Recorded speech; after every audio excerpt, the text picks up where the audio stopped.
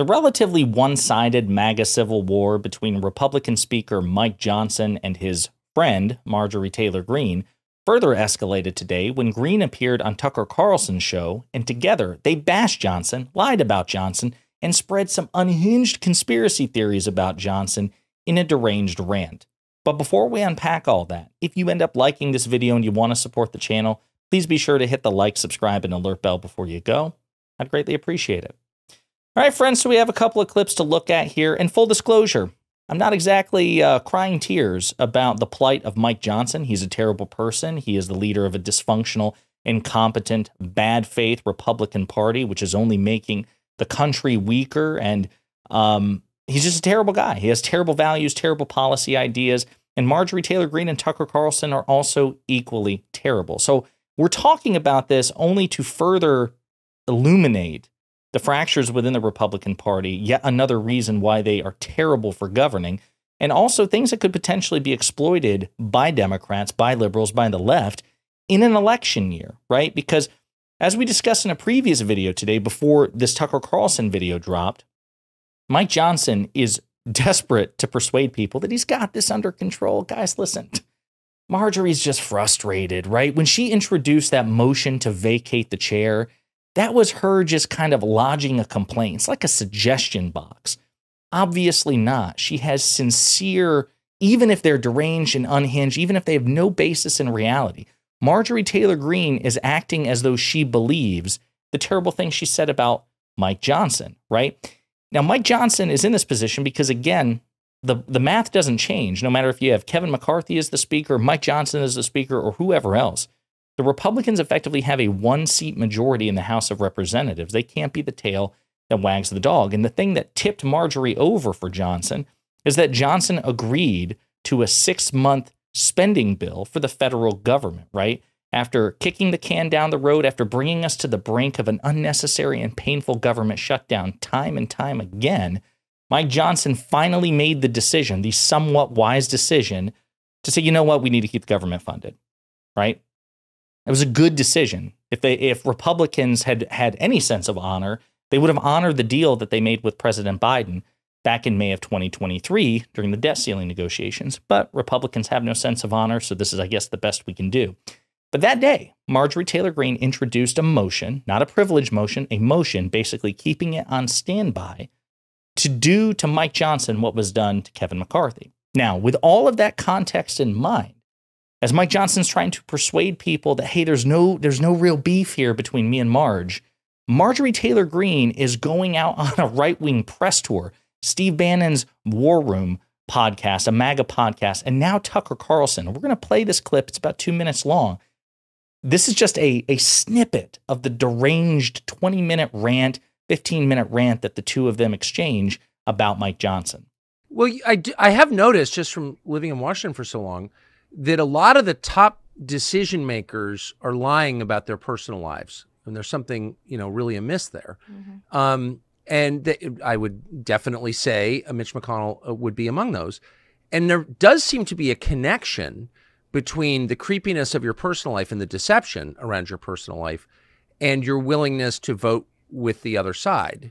I mean, have you noticed this at all? Absolutely. And I think it's something that the American people are extremely aware of because none of it makes sense.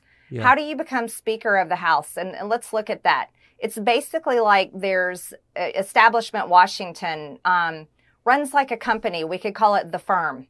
Well, Mike Johnson just got promoted to senior partner at the firm because he has been obeying their every single demand. He funded the military.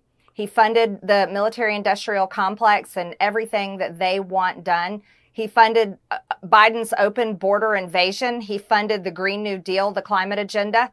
He funded full-term abortion clinics, the trans agenda on kids. He funded every single thing that the firm stands for and what they're trying to push on the rest of the world. This is the agenda for the rest of the world, and they're not hiding it one single bit. We saw the White House declare Easter Trans Day of Visibility, which is the biggest insult, slap in the face to Christians all over our country. And that's the majority of Americans. They are not hiding it. How did Christian conservative Mike Johnson go from being a Christian conservative, voting that way, legislating that way, to the Speaker of the House that actually funds that agenda.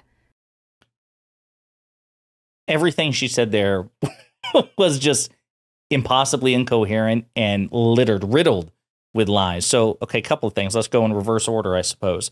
So on Easter, President Biden did declare a National Day of Trans Visibility, but that's because the National Day of Trans Visibility is always on March 31st.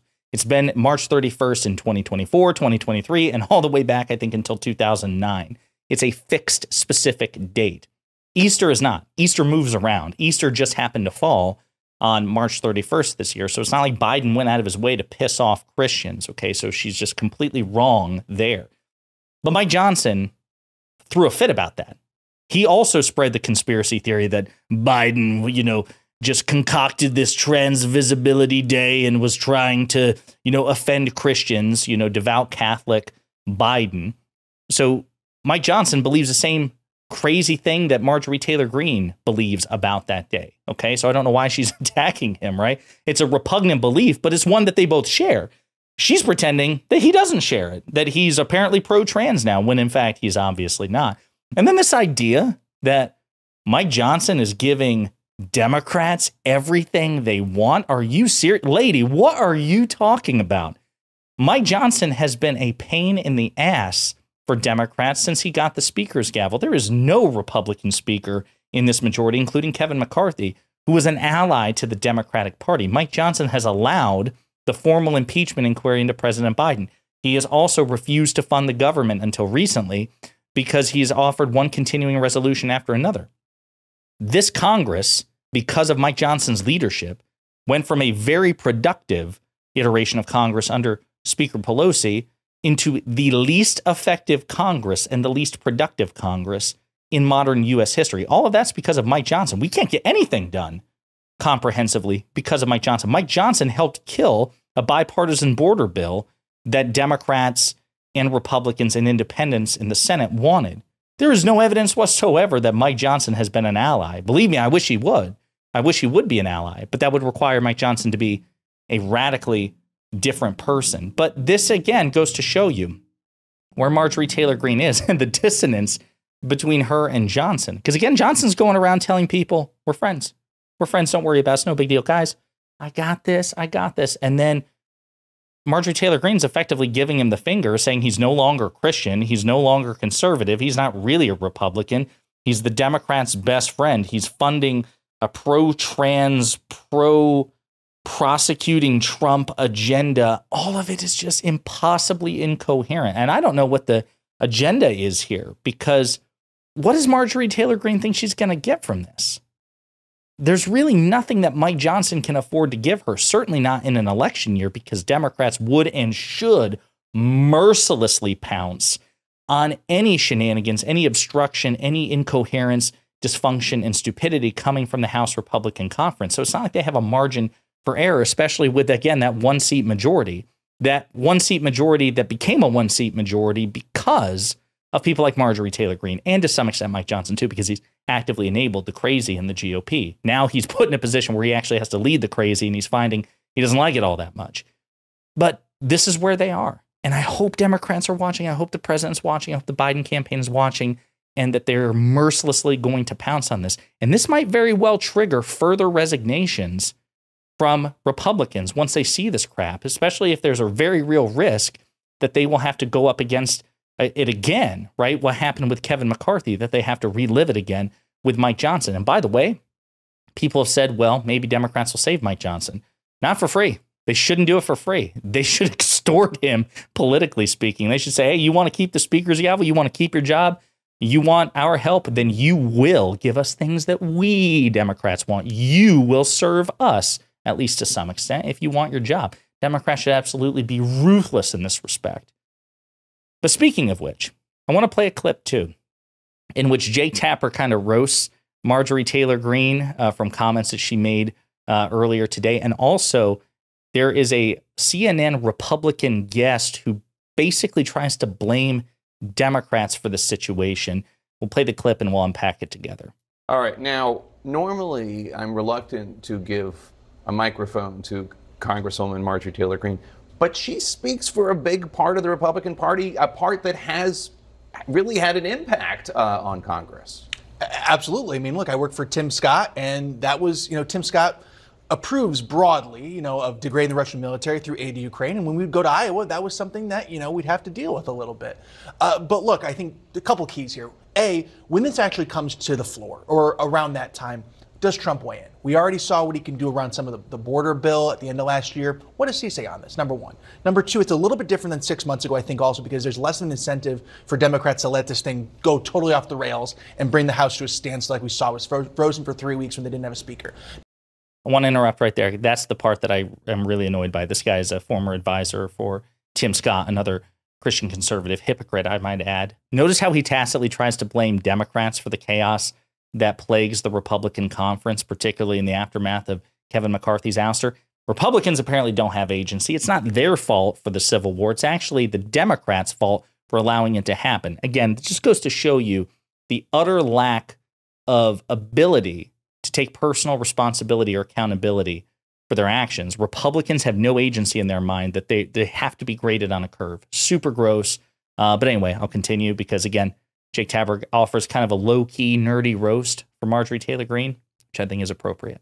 Number three, I think more than anything else, they'll get by this. It'll be a speed bump with Ukraine. But what does this happen in, say, November? If Trump gets elected, will he want to install a speaker that's more ideologically predisposed to him? Does he want to keep Mike Johnson? Or if he loses, is there a free-for-all? Watch more so after the election what this does to Mike Johnson than anything else. I mean, just again, Speaker Johnson is all in on Donald Trump. He's just also trying to govern Republicans. Well, and he's governing with what is getting to be a smaller and smaller group of Republicans, right? Because the Marjorie Taylor Greenes of the world keep chasing them out. Yes, and that is Mike Gallagher, congressman who's very deeply respected in bipartisan fashion, expert in foreign policy, effectively leading Congress this month, but just at the right time to make sure that his seat cannot be replaced. Yeah. So Johnson has an even slimmer majority to make things happen. And we should note that Congressman Don Bacon, who I don't know that I would call him a moderate, but he is certainly. Yeah, I don't know if I'd call Don Bacon a moderate either anymore. We did a video about him recently. I digress. Sane. He's from a swing district in Nebraska. Framed the situation for Speaker Johnson like this, quote, "He's got a gun to his head right now, but we need to have a Churchill, not a Chamberlain right now. He could be on the right side of history." I'm not sure that Marjorie Taylor Greene knows who Churchill or Chamberlain are, but that's a World War II allusion to standing up to Putin, in this case, and Hitler back then. Right, because Chamberlain was the prime minister of Great Britain who basically enabled and appeased Hitler because he didn't want to get into the Second World War, so he gave Hitler everything Hitler wanted, and then Hitler kept demanding more, and then eventually Hitler invades Poland. Churchill, on the other hand, of course, helped lead the coalition against Hitler and the Axis. So what Don Bacon is saying is that Mike Johnson, in this context, should be a Chamberlain, or excuse me, should be a Churchill. He should be helping lead the effort of Ukrainian resistance against Putin's Russia. But who knows where he'll fall on that, because it would require a great deal of spine and courage to stand up to the far right in his conference. And I'm not entirely sure that Mike Johnson has the spine to do it, and certainly not the integrity. So your guess is as good as mine. But let me know what you think in the comments.